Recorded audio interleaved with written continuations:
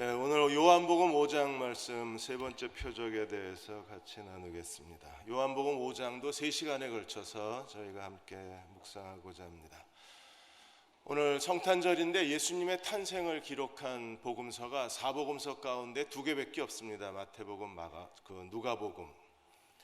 마가복음하고 요한복음은 예수님의 탄생 기사가 없습니다.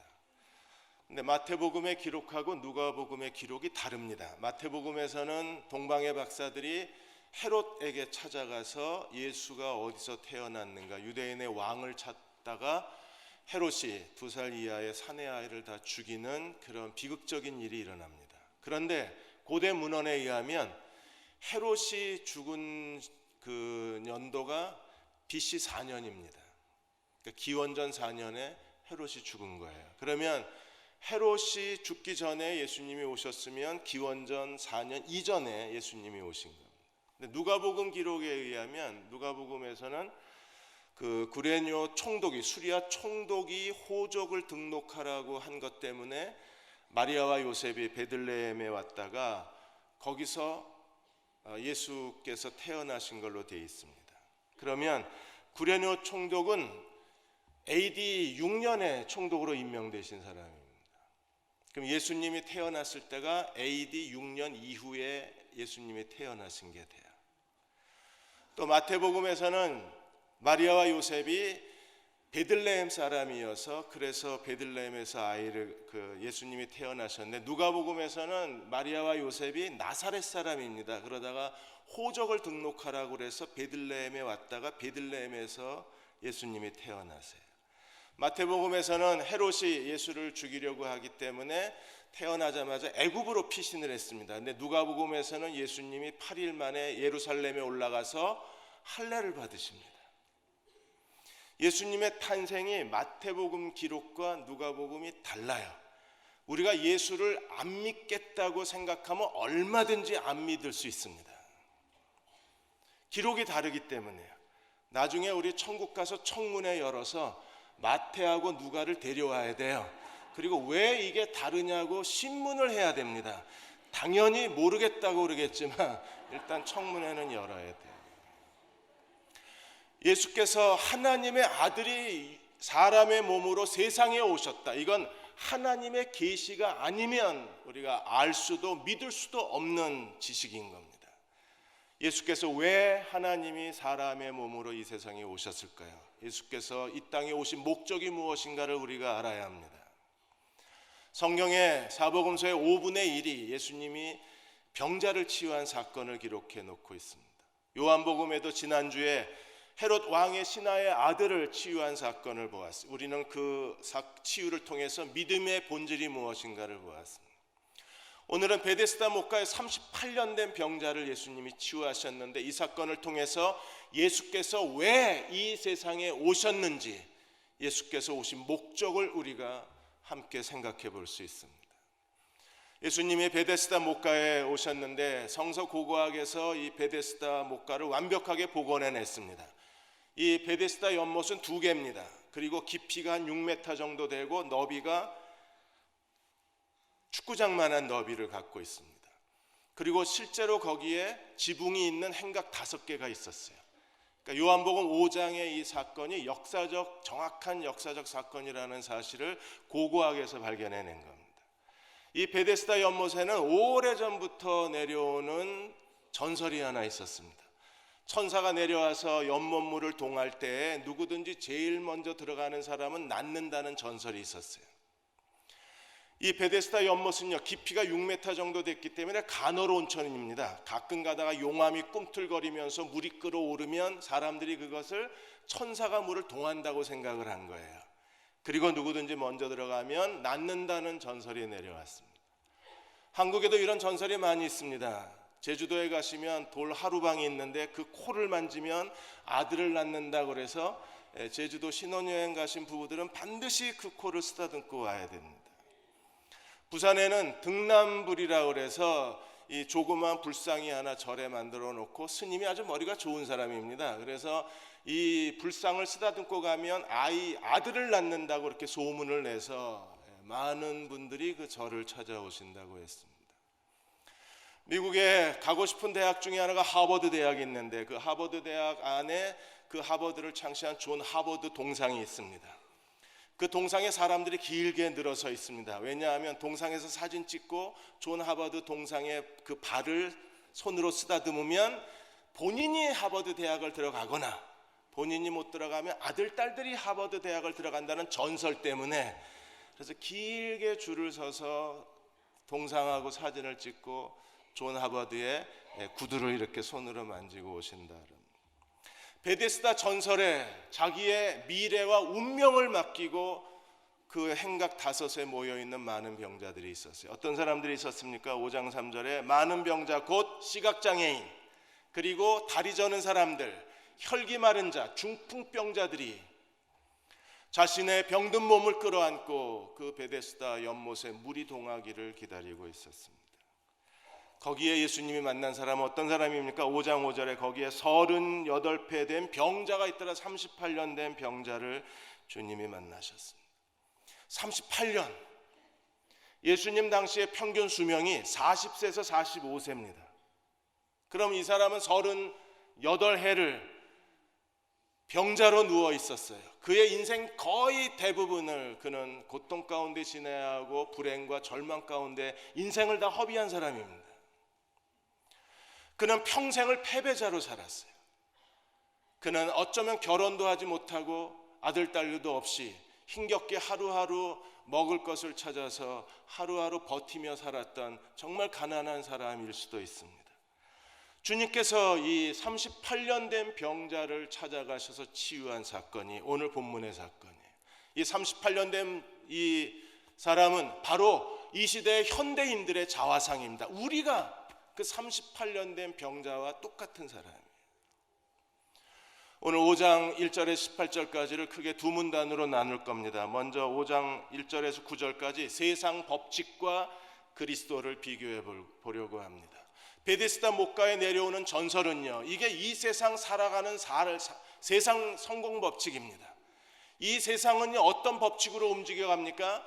완전한 경쟁입니다. 누구든지 베데스다 연못에 물이 동할 때 제일 먼저 뛰어간 사람이 자기가 원하는 걸 얻는 거예요. 경쟁으로 살아가는 겁니다. 왜 초등학교 아이들이 학교 갔다 오면 학원을 3개, 4개씩 가야 되는 이유가 어디 있어요? 뒤처지면 죽는 겁니다. 남들보다 먼저 가지 않으면 패배자가 되는 거니까.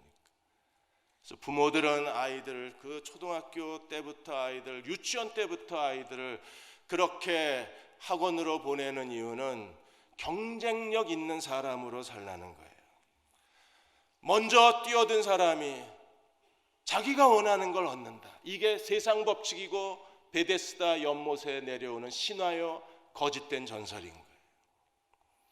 최근에 많은 사람들에게 관심을 갖는 게 염홍철 장로님께서도 칼럼에 쓰셨는데 그릿이라는 책이 많은 사람들의 관심의 대상이 있습니다. 이 그릿이라는 단어는 처음에 연세대학교의 김주환 심리학 교수가 제일 먼저 쓴 책이 그릿이었어요. GRIT, 이 4개의 글자를 조합을 해서 성공한 사람이 되려면 자기 동기력이 뛰어나고 자기 절제력이 뛰어나고 대인관계 능력이 뛰어나야 그래야 이 인공지능 시대에서 그가 자기의 가능성을 만들어내는 사람이라는 이야기를 김주환 교수가 제일 먼저 했습니다. 그 뒤에 똑같은 그릿이라는 제목의 심리학 책이 먼저 몇 권이 나오고 올해에 그 펜실베니아 대학의 엔젤렛 그 덕워스 교수가 이 책을 편찬을 해서 그래서 지금 그분이 강연한 강연이 막 1천만 명이 이상이 보는 그런 굉장히 큰 쇼킹한 일들이 일어나고 있는 겁니다. 이 그릿이라는 단어는 4개의 단어의 첫 글자 조합이기도 하지만 영어 그대로 그릿이라는 단어 동사로 쓰게 되면 사람이 어금니를 아주 강하게 물었을 때에 마치 모래가 부서지는 부드득 소리가 난다고 하는 게 그릿이라는 뜻입니다. 그릿이 무엇입니까? 인간성의 그 마음의 근육이 강한 사람을 뜻하는 거예요. 그래서 이 사람은요, 어떤 일을 해도 실패하거나 어려움이 있어도 그 일을 끝까지 견뎌낼 수 있는 강한 의지력, 불굴의 의지력을 가진 사람이 바로 이 세상에서 성공한다는 겁니다. 사람들은 IQ가 뛰어나거나 재능이 좋거나 실력이 좋으면 성공할 거라고 생각을 했는데 오히려 실력이 좋은 사람, IQ 좋은 사람, 재능이 있는 사람들이 성공의 자리에 올라가지 못하는 거예요. 그래서 그 이유를 찾아봤더니 마음에 집념이 부족한 겁니다. 여러분, 사람마다 누구나 다 갑자기 인생의 막다른 골목을 만납니다. 자기 한계를 만나요. 자기 한계를 만났을 때 어떤 사람들은 그냥 주저앉습니다. 거기서 포기합니다. 거기서 타협합니다. 그러나 마음의 근력이 강한 사람들은 그 막다른 골목에서, 그리고 더 이상 길이 없는 그 마지막 그 한계 지점에서 한 걸음 더 내딛고 또 한 걸음을 더 내디딜 수 있는 사람만이 자기가 원하는 인생을 살 수 있다는 거예요. 사람마다 다 실패합니다. 실패가 없는 사람은 없습니다. 누구나 다 실패합니다. 그러나 그 실패를 겪으면서도 그 실패에 굴복하지 아니하고 그 실패 속에서도 끝까지 자기가 해야 할 일을 완수해내는 사람들이 이 세상에서 사람들에게 성공한 사람이라고 인정을 받을 수 있다는 거예요. 누구나 한 번쯤은 인생의 밑바닥에 떨어집니다. 결혼 생활도 밑바닥에 떨어지고 자녀를 교육하는 데도 밑바닥에 떨어지고 그렇게 인정받으면서 직장 생활했다가 어느 순간에 밑바닥으로 떨어집니다. 그때 다시 거기서 일어설 수 있는 능력을 가진 사람이 성공하는 사람이지, 거기서 주저앉으면 아무리 뛰어난 실력을 갖고 있고 아무리 뛰어난 재능을 갖고 있다고 할지라도 그 사람은 패배자가 되는 거예요. 그런 관점에서 본다면 아마 이 38년 된 병자야말로 끈질긴 자기 인생을 포기하지 않는 사람일 수 있어요. 오늘 예수님과 이 38년 된 병자가 나눈 세 가지 대화를 우리가 주목할 필요가 있습니다. 제일 먼저 첫 번째 어떤 대화를 나누셨습니까? 6절에 보시면 예수께서 누운 것을 보시고 병이 벌써 오랜 줄 아시고 주님이 말씀하시기를 내가 낫고자 하느냐. 병이 벌써 오래되었습니다. 그 베데스다 연못에 누워있는 지가 20년이 됐는지 30년이 됐는지 아니면 그가 병이 들자마자 그리로 왔는지는 모르겠지만 그가 벌써 병이 오래됐습니다. 웬만한 사람 같으면 포기했습니다. 웬만한 사람 같으면 이미 단념했습니다. 웬만한 사람 같으면 그냥 죽을 날만 기다리고 있는 그런 시간입니다. 그런데 그 예수께서 이 병자에게 질문하신 첫 번째 질문이 무엇입니까? 내가 낫고자 하느냐. 하나님이 제일 먼저 우리에게 보시는 게 뭐예요? 내 소원이 뭐냐?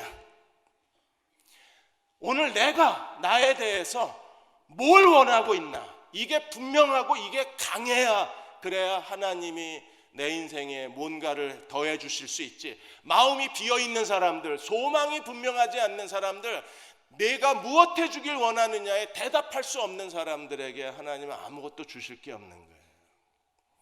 시편 20편 4절에 하나님 분명하게 이렇게 말씀하셨습니다. 내 소원대로 허락하시고 내 모든 계획을 이루어 주시길 원하노라. 그러니까 하나님 앞에 나아갔을 때 우리 안에 내가 뭘 원하는지 소원이 분명해야 되는데 우리가 소원이 분명하지 않기 때문에 하나님께 한 걸음 더 나아가질 못하는 거예요. 시편 37편 4절에 또 여호와를 기뻐하라. 저가 내 마음에 소원을 이루어 주시리로다. 오늘 예배 드리시는 여러분, 여러분의 마음에 무엇을 소망하고 지금 이 자리에 계시나요? 두 번째 대화는 38년 된 병자가 예수께 이렇게 대답을 했습니다. 7절에 병자가 대답하되 주여 물이 움직일 때에 나를 못에 넣어주는 사람이 없어 내가 내려가는 동안에 다른 사람이 먼저 가나이다. 우리의 가장 큰 고민이 무엇입니까? 사람이 없다. 또 다른 고민이 뭐예요? 항상 뒤처지는 겁니다. 인생에 열등감을 끌어안고 사는 사람들이 있습니다. 그 사람들은 주변을 둘러봐도 도와줄 사람이 없습니다. 그리고 자기가 모든 노력을 다 기울이지만 언제나 뒤처질 뿐입니다. 어떤 사람들은 정말 우연히 기회가 좋아서 자기가 그 사람이 할 수 있는 능력 이상의 삶을 살아가는 사람이 있고, 어떤 사람들은 정말 성실하고 재능도 있는데 신실한데 착한데 그런데도 그 사람에게 인생의 기회가 잘 주어지지 않아요. 왜 그렇습니까? 이 사회는요 철저한 경쟁 사회이기 때문에 다른 사람보다 뒤처진 사람은 인정을 받지 못하는 겁니다. 아무도 2등은 기억해 주지 않는 세상이라 그러잖아요. 이런 지나친 경쟁이 싫어서 아예 모든 걸 포기하고 도시를 떠나는 사람들이 많이 있습니다. 그들은 시골에 들어가서 인간답게 산다고 경쟁의 체계에서 벗어나는 사람들이 있는 거예요. 여러분은 자기 자신에 대해서 어떤 생각을 갖고 있나요? 저도 가끔 가다가 자기 무능에 빠집니다. 도대체 뭘 어떻게 해야 될지 모르는 그런 마음의 절망 때문에 하나님 앞에 오랫동안 기도하며 몸부림칠 때가 있습니다. 우리는 어떻게 해야 되나? 이 열등감을 끌어안고 우리는 어떻게 하나님 앞에 어떻게 우리 자신을 견뎌낼 수 있어야 되나? 존 고든이 에너지 버스에서 이런 얘기를 했습니다. 다른 사람하고 경쟁하지 마라. 다른 사람하고 경쟁하는 게 목표가 되지 말고 자기 자신과 경쟁하라 그랬어요. 어제보다는 오늘 내가 더 나은 사람이 되려고 하다 보면 어느 사이에 열등감에서 벗어날 수 있고, 어제보다 더 나은 내가 되려고 하다 보면 내가 나하고 경쟁을 해서 어제보다 더 나은 내가 되려고 하면 어느 사이에 내가 원하는 자리에 가 있게 된다 그랬어요. 세 번째, 예수님이 이 38년 된 병자에게 8절에 이렇게 말했습니다. 일어나 내 자리를 들고 걸어가 그랬어요. 일어나 그리고 걸어가. 그러고 싶지 않나요? 그러고 싶지만 몸이 안 움직이는 겁니다. 우리는 이미 의욕을 잃어버렸어요. 이미 자기 자신에 대해서 체념해버렸습니다. 뭔가를 해야 되겠다는 생각도 없고 아이디어도 없고 열정도 없고 계획도 없습니다. 그냥 무기력하게 자기 자신을 쳐다보고 있는 거예요. 언제까지 이렇게 살아야 될지 모르는 그런 막연한 체념감 속에서 우리는 시간을 허비하고 있는 겁니다. 오늘 예수께서 이 38년 된 병자에게 찾아오셔서 그는 정말 오랫동안 누워 있었을 거예요. 움직이지 못했을 겁니다. 아무것도 할 수 없는 사람이었을 겁니다. 그런데 일어나 내 자리를 들고 걸어가라 하는 순간에 그가 즉시 일어나 걷기를 시작을 했어요. 단 한순간에 그는 일어나 걸었습니다. 오늘 우리가 살아있다는 그 사실 하나만으로도 우리는 소망이 있는 사람입니다. 우리가 숨을 쉬고 있다는 그 사실 하나만으로도 하나님이 우리의 인생에 새로운 도전을 줄 수 있는 사람이라는 걸 기억해야 합니다. 우리 자신의 무능에서 이 38년 된 병자는요, 우리 자신의 무능의 아이콘입니다. 38년 된 병자는 우리 자신이에요. 우리의 자아상입니다. 우리는 무능한 사람입니다. 이 무능에서 우리를 건져내실 수 있는 분은 예수 그리스도이십니다. 오늘 동정녀에게 탄생하신 그리스도가 이 땅에 오신 가장 큰 목적이 무엇입니까? 우리를 이 무능에서 건져내시는 거예요. 우리의 첫 번째 무능은요, 죄에 대한 겁니다. 우리는 다 죄를 짓고 이 죄책감에서 벗어나지 못하고 이 죄에서 아무도 우리를 용서할 수가 없는 겁니다. 이 죄 때문에 우리는 끊임없는 죄책감을 끌어안고 살고, 죄는 마치 그림자처럼 우리를 따라다니면서 우리 인생을 무기력하게 만들어버립니다. 오늘 38년 된 병자를 고치시고 나셔서 예수님이 이 38년 된 병자를 만나시고 나서 14절에 뭐라 그랬습니까? 내가 보라, 내가 나았으니 더 심한 것이 생기지 않게 다시는 죄 짓지 마라. 죄는요, 우리 인생을 더 불행하게 만드는 겁니다. 죄는 우리를 정말 무능하게 만드는 거예요. 그래서 다시는 죄 짓지 마라. 누가 우리를 이 죄로부터 용서할 수 있으면 누가 우리를 죄에서 건져낼 수 있나요?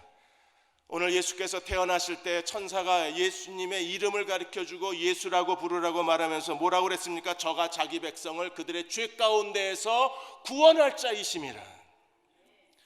에베소 1장 7절에서 이렇게 말합니다. 우리는 그리스도 안에서 그 은혜의 풍성함을 따라 그의 피로 말미암아 속량 곧 죄 사함을 받았느니라.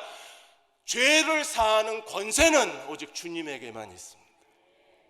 두 번째로, 더 나은 인격을 사람 됨을 바꿀 수 있는 분도 주님밖에 없어요. 우리가 아무리 노력하고 자기 훈련을 하고 도덕적 훈련을 해도 결국에 자신의 은밀한 허물에서 벗어날 수 있는 사람은 없습니다. 사람의 인생에 가장 큰 무능한 것은요, 실력도 없는 것도 무능이고 지식이 없는 것도 무능이지만 그 사람의 사람됨이 사람들에게 유쾌함을 주지 못하고 사람들에게 사랑받지 못하고 사람들에게 존중받지 못하는 그 사람의 성격적 결함 자체가 정말 무능한 거예요. 여기서 벗어나야 되는데 사람들은요, 자기가 꽤 괜찮은 사람인 줄 생각을 합니다. 그리고 자기 정도면 꽤 쓸만한 사람이라고 착각하고 사는 거예요. 끊임없이 자기 자신을 자기의 숨은 허물에서 자기가 거울을 보는 것처럼 자기를 보고 더 나은 사람이 되려고 하는 노력이 우리에게 필요한데 그걸 잘 못 해내는 겁니다. 왜요? 그건 사람이 할 수 있는 일이 아니에요. 에베소 4장 22절 24절에서 너희는 유혹의 욕심을 따라 썩어져가는 구습을 좇는 옛사람을 벗어버리고 이게 벗겨지나요? 우리는 그 태어나면서부터 우리 안에 내재되어 있는 자신의 성품에서 못 벗어나는 거예요. 이걸 벗어나야 그래 새로운 얼굴을 보여주고 새로운 인격을 사람들에게 보여줄 수 있는데 자기의 이 성격에서 우리는 그 자리에서 계속 시간을 허비하지 새로운 자신의 얼굴을 못 보여주는 겁니다. 옛사람을 벗어버리고 심령으로 새롭게 되어 오직 너희가 하나님을 따라 유혹의 욕심을 따라 사는 옛사람의 자아상이 아니라 하나님을 따라 의와 진리의 거룩함으로 지으심을 받은 새 사람을 입으라. 예수 그리스도를 닮은 사람들은 언제 어디서나 누구에게나 신뢰를 주는 사람이 될 수 있어요.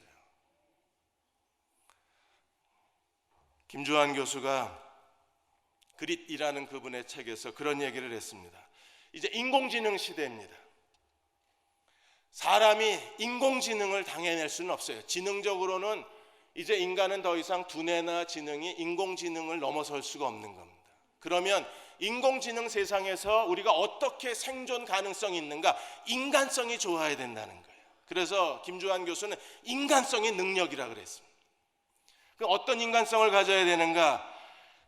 사람들에게 좋은 인간의 자기 인격을 드러낼 수 있는 인성이 필요한데 그게 바로 존중과 배려와 공감, 책임감, 정직, 성실성 이런 것들이 우리에게 있어야 된다 그랬어요.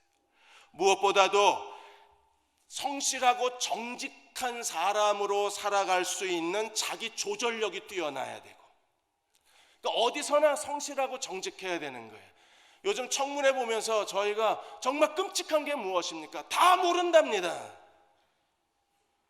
처음부터 끝까지 거짓말. 그 사람들이 대한민국을 끌어왔다는 게 너무나 부끄러운 거잖아요. 성실과 정직이야말로 인간이 가져야 될 가장 고유한 인간성의 기본이 아닙니까? 근데 누가 그렇게 될 수 있어요? 이런 자기 조절 능력을 누가 가질 수 있습니까? 어떤 상황에서든지 열정을 잃어버리지 아니하고 넘어지고 쓰러져도 다시 일어나서 자기의 목표를 새롭게 하고 자기가 가야 할 길을 알고 그 길을 걸어갈 수 있는 자기 동기력이 뛰어난 사람들, 무엇보다도 인간관계 속에서 배려와 존중이 있고 사람들에게 예의를 갖출 줄 아는 사람, 대인관계 능력, 이런 것들이 그 사람이 인공지능 시대에 자기 인생을 성공적으로 이끌어갈 수 있는 좋은 인성을 가진 사람이라 그랬습니다. 누가 이렇게 될 수 있나요? 우리는 나를 만들어내기가 어렵습니다. 아무리 노력하고 도덕적 훈련을 해도 결국에 어떤 사건이 터지면 도로 제자리에 와 있는 거예요. 우리를 이 인격의 무능에서 벗어나게 하실 수 있는 분도 예수 그리스도 한 분이십니다. 마지막으로 우리의 인생에 새로운 기회를 주시는 분이십니다. 여러분, 이 38년 된 병자는 정말 일어나고 싶어서 꿈틀거렸을 겁니다. 온 힘을 다 기울여서 일어나려고 발버둥을 쳤을 겁니다. 그러나 누구도 그에게 기회를 주지 않았습니다. 우리도 다시 일어나려고 얼마나 애를 씁니까? 점점점 힘들어지는 삶의 굴레 속에서 그래도 다시 일어나서 뭔가 자기 인생에 새로운 도전을 해야 되는데 누가 나한테 새로운 기회를 줄 수 있나요? 오직 그리스도만이 내 인생에 새로운 기회를 주시는 분이십니다. 에베소 5장 16절 17절에서 세월을 아끼라 때가 악하니라. 정말 시간이 아까운 거예요. 벌써 1년이 다 지나가 버렸습니다. 세월을 아끼라 때가 아까니라. 시간은 우리를 기다려주지 않습니다. 우리가 시간의 정복자가 되어야 하는데, 시간을 아껴야 되는데, 그러려면 어떻게 해야 되나요? 너희가 어리석은 자가 되지 말고 주의 뜻이 무엇인가를 분별하라. 하나님의 뜻을 발견할 때 하나님 뜻 안에 우리 길이 있습니다. 하나님 뜻 안에 나의 사명의 자아가 있습니다. 하나님의 뜻을 찾아내야 내가 어떤 사람으로 살아야 될 것인가에 대한 인생의 목표가 결정되는 거예요. 우리가 그리스도께 무능한 자신을 의탁하면, 주님은 우리에게 38년 된 병자에게 그러셨던 것처럼 일어나 걸어가라고 우리에게 외쳐주시고 우리를 그 자리에서 다시 일으켜 세우실 수 있는 분이십니다. 영화배우 진 캐리가 마스크 트루먼 쇼에서 유명해진 그분이 처음에는 할리우드에서 인정받는 영화배우가 되려고 굉장히 노력을 많이 했는데 할리우드의 문이 굳게 닫히고 기회가 없었어요. 그는 계속 노력했지만 그에게 주어지는 기회는 없었습니다. 그러다 어느 날 산타모니카로 올라가다가 그 화려한 로스앤젤레스의 도시를 내려다보고 헐리우드를 바라보다가 그가 차를 멈추고 거기서 자기 자신을 격려합니다. 아무도 격려해 주지 않으니까 자기가 자기를 격려하는 거예요. 너는 꽤 쓸만한 그 영화배우다. 사람들이 너하고 일하는 걸 좋아한다. 이제 기다려라. 얼마 안 있어 많은 영화사에게 너에게 주인공이 되어달라고 교섭해 올 테니까 조금만 더 기다려. 자기를 격려하다가 그 자리에서 자기 자신하고 약속을 한다고 자기한테 수표를 하나 썼어요. 미국은 다 수표 써서 용통을 하니까. 그래서 진 캐리가 진 캐리한테 체크를 하나 썼습니다. 거기에 1천만 달러를 쓴 거예요. 그리고 지급 날짜를 1995년 추수감사절로 한 겁니다. 무명 배우가 1995년 추수감사절에 자기가 자기에게 1,000만 달러 지급 수표를 하나 써놓고 그걸 지갑에 넣은 겁니다. 힘들고 어려울 때, 지칠 때, 포기하고 싶을 때 지갑을 열고 수표를 쳐다봤습니다. 이 일이 과연 이루어질까? 그는 포기할 수가 없었어요. 계속 자기를 격려합니다. 그리고 1995년 추수감사절 전이 되었을 때 짐 캐리의 몸값이 올라가서 그가 어느 영화에 출연했는데 그 당시에 그의 개런티가 2천만 달러입니다. 자기가 자기에게 써준 1,000만 달러보다 2배나 더 큰 개런티를 받고 영화 출연에 사인을 한 거예요. 세상에 기회가 없는 것 같지만 그러나 자기 온 몸뚱이를 끌어안고 자기를 내던지는 사람에게 기회가 있어요. 더군다나 그리스도를 믿는 사람이들이라면 예수께서 이 땅에 오신 목적은요, 우리에게 새로운 기회를 주시기 위해서 오신 거예요. 오늘 예수님이 이 기적을 언제 행하셨습니까? 오늘 10절에서 18절까지 보시면 안식일에 이 일을 행하셔서 바리새인들이 왈칵 뒤집어졌습니다. 예루살렘이 다 소동을 해버린 겁니다. 왜? 안식일에는 아무것도 하지 마. 절대 노동 금지입니다. 그런데 예수님이 병자를 고치신 거예요. 그리고 병자는 일어나 걸어간 겁니다. 그래서 사람들이 소동한 거예요. 14절에 11절에 보시면 안식일을 범한 죄의 현장에 대해서 이렇게 고발합니다. 나를 낫게 한 그가 자리를 들고 걸어가라 하더이다. 그래서 내가 걸어갔다는 겁니다. 예수님은 병자를 낫게 해서는 안 되는데 안식일에 하지 말아야 될 일을 하셨고 이 병자는 안식일에 하지 말아야 될 일을 한 거예요. 그 사람이 누구냐 그랬더니 38년 된 병자가 누군지도 몰라. 예수가 누군지도 모르는데 예수님이 찾아가셔서 그를 고쳐주신 겁니다. 나중에 예수께서 왜 그 사람을 고쳤는가, 안식일에 고쳤는가에 대해서 설명하시면서 뭐라고 설명하셔? 17절에 보시면 예수께서 그들에게 이르시되 내 아버지께서 이제까지 일하시니 나도 일한다. 아버지가 일하신다. 안식일엔 절대 아무 일도 하지 마 그랬는데 예수님은 지금도 일하신다. 그래서 나도 일한다 그랬어요.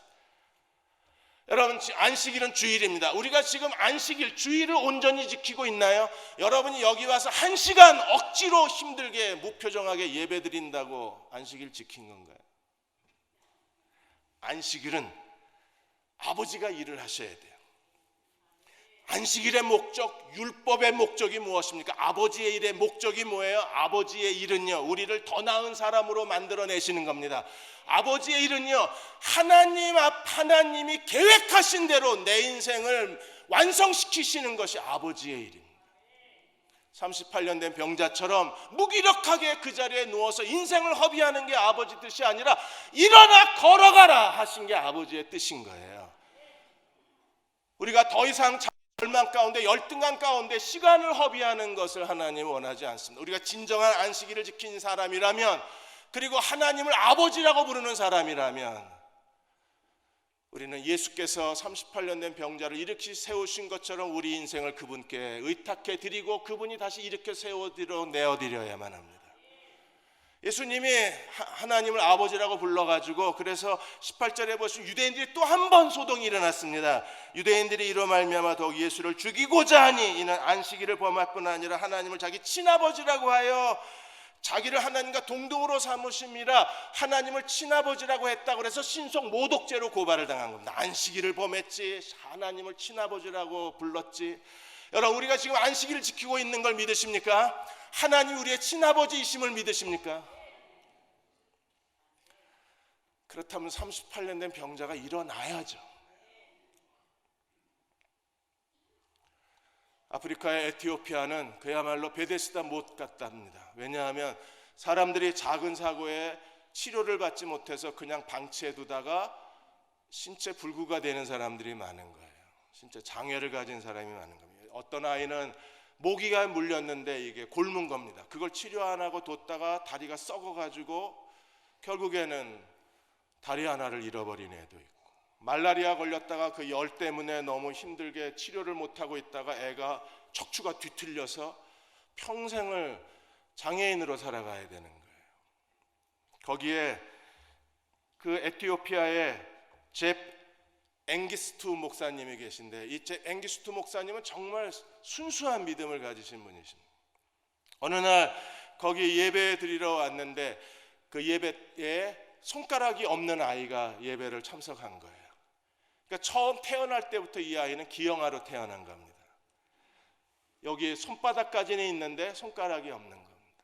근데 예배 드리다가 이 잽 앵기투스 목사님이 그 아이를 가서 기도를 한 거예요. 하나님, 이 아이에게 기적을 행하여 주옵소서. 이 아이가 손가락이 없는 아이라는 걸 동네 사람들이 다 아는데 갑자기 목사님이, 앵기스트 목사님이 가서 기도를 했을 때 사람들이 다 그냥 기도했나 보다라고 생각을 하고 목사님이 돌아서서 강대상으로 돌아오는데 갑자기 뒤에서 퍽 소리가 나는 거예요. 사람들이 퍽 소리가 나니까 무슨 일인가 하고 쳐다봤더니 이 손 끝마디가 갑자기 터지면서 손가락이 나오는 거예요. 그게 실제로 에티오피아에서 일어난 하나님의 기적이에요.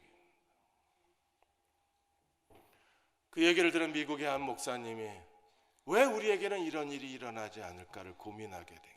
여러분, 우리에게는 왜 이런 일이 왜 나한테는 이런 일이 안 일어날까요? 우리는요, 하나님께 기도하면서도 마음속에는 안 된다는 고정관념이 있어요. 기도를 하면서도 속으로는 안 돼, 안 되는 거야 그건.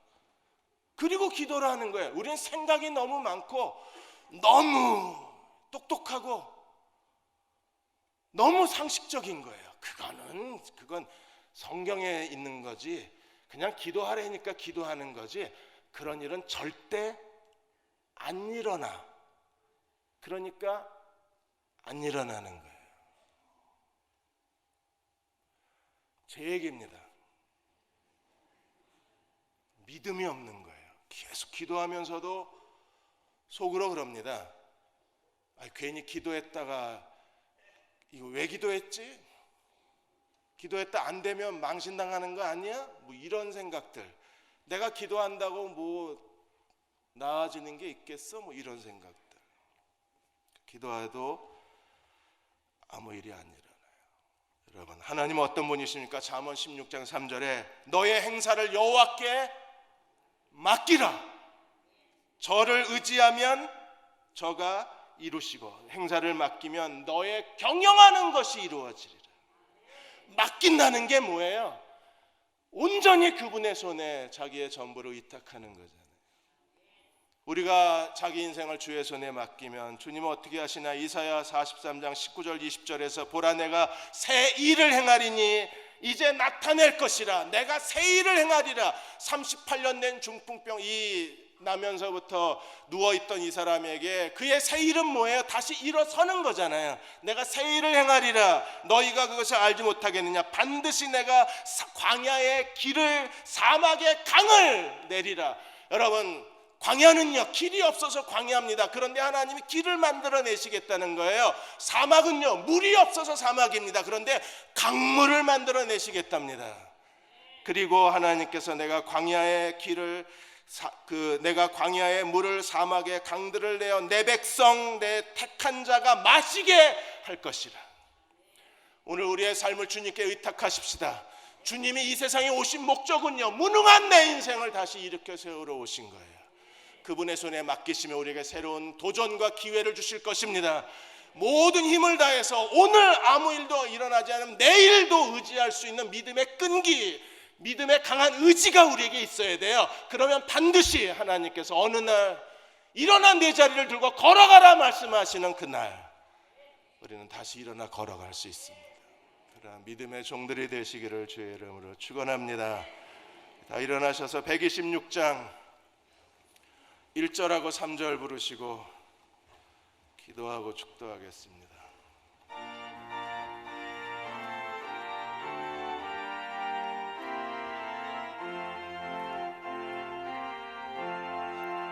천사 찬송하기를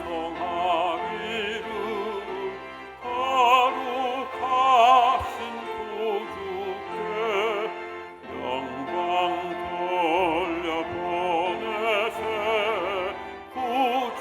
구주혼을 나셨네. 크고 작은 나라들 기뻐하다 파여라.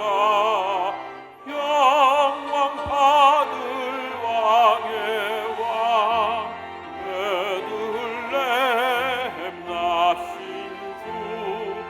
영광 받을 왕의 왕 베들레헴 나신 주. 의로우신 예수 평화의 왕이시고 평화의 왕이시여 세상 빛이 되시며 세상 빛이 되시며 우리 생명 되시네. 우리 생명 되시네.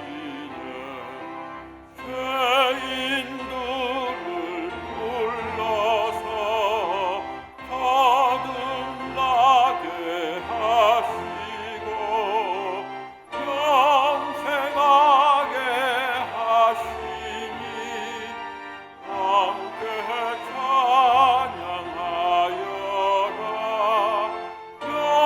영생하게 하시니 함께 찬양하여라.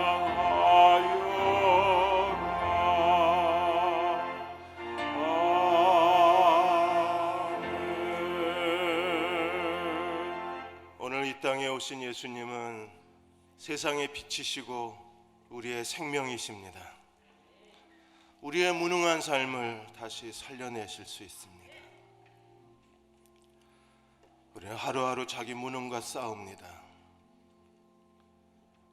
아무리 둘러봐도 사막과 광야밖에 보이지 않는 세상에서 우리는 길을 찾습니다.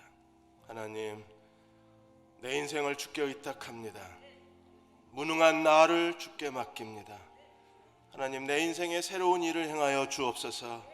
광야에 길을 주시고 사막에 강물이 흐르게 하여 주셔서 내가 하나님으로 말미암아 하나님께 더 영광스럽게 쓰임받게 하여 주시고 내 인생을 향한 하나님의 계획이 100% 다 성취되게 해 주옵소서. 미완성으로 내 인생 끝내고 싶지 않습니다. 짓다가만 건물처럼 포기하고 싶지 않습니다. 주여, 내게 힘을 주시고 주님을 더 의지하게 하여 주시고 내가 주님을 믿는다고 고백할 때마다 하나님 내게 응답하여 주옵소서. 우리 간절히 함께 통성으로 기도하겠습니다. 하나님, 저희에게 오늘 찾아와 주셔서 우리를 만나 주옵소서. 말씀하여 주옵소서. 무엇을 어떻게 해야 할지를 깨닫게 하여 주셔서 하나님, 전심으로 주 앞에 행할 수 있는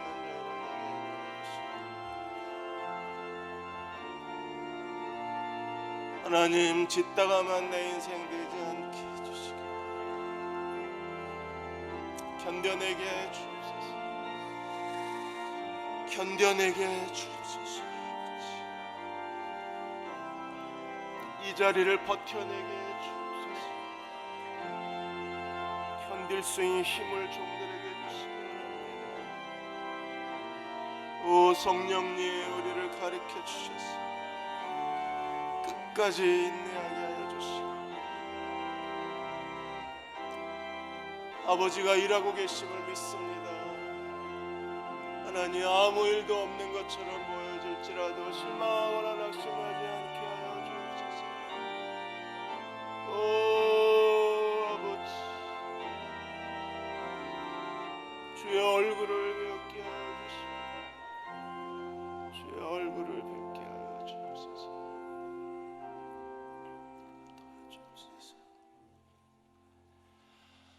내 인생 왜 이러나, 왜 아무 일도 일어나지 않나. 그러나 하나님은 오늘도 쉬지 않고 일하고 계신 아버지이심을 믿게 하여 주옵소서. 사람 눈으로 볼 때 아무 일이 없는 것처럼 보여도 그래도 하나님은 더 이상 시간이 늦지 않게 하나님의 때에 아버지의 하시는 일을 나타내 주실 것을 저희가 믿습니다. 실망하지 않게 해주시고 조급해하지 않게 해주시고 쉽게 낙심하지 않게 해주셔서 즉 주님만을 바라보는 저희 모두가 되게 하여 주옵소서. 2016년 마지막 예배를 주께 드렸습니다. 함께 하신 지난 1년을 감사드립니다. 2016년 이제 하나님 앞에 감사함으로 바치고 2017년을 믿음으로 주께 의탁합니다. 사막에 강물이 흘러가게 해주시고 광야에 내가 가야 할 길을 만들어 주시는 하나님의 얼굴을 배우게 하여 주옵소서. 지금 우리를 죄에서 구원하신 우리 주 예수 그리스도의 은혜와 하나님 아버지의 그 크신 사랑하심과 성령의 위로하시고 도우신 은혜가 오늘 마지막 예배를 함께 드리고 돌아가는 모든 교우와 가정과 자녀들 위에 우리의 간절한 기도 위에 지금부터 영원히 함께 하시기를 간절히 축원하옵나이다. 아멘.